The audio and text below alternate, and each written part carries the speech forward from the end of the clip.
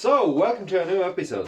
I was thinking long if I'm going to make a video or not, because it's really dusty and I don't want to get my phone all over every corner of the dust. But I'm going to show you a little bit before it gets too, let's say, dusty.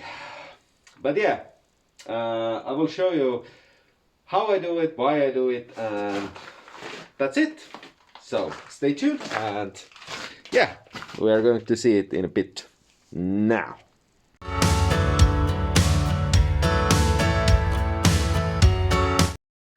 So as my walls are made of full stone, then I need to grind let's say trusses for the different kinds of things like electricity and so on. And this is a sample that I got for how big the pipes are. Those are in the walls will be insulated pipes. The red ones will be for hot water and blue ones will be for cold water. And for electricity, no insulation other than the usual that it comes with. Let me see if this is in focus. So, this is for the electricity. As you can see, I put some of those are in parallel to the main one.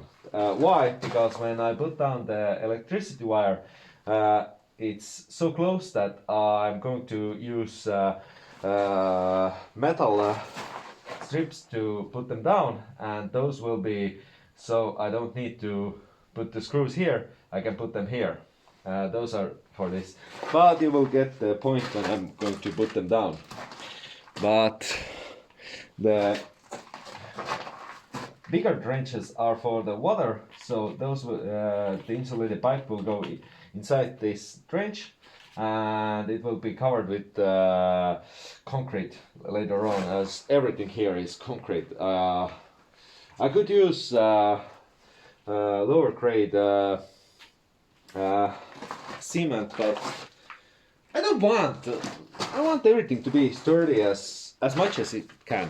So now for a fast forward. I'm not going to show how I do the full trench, but a little bit of it.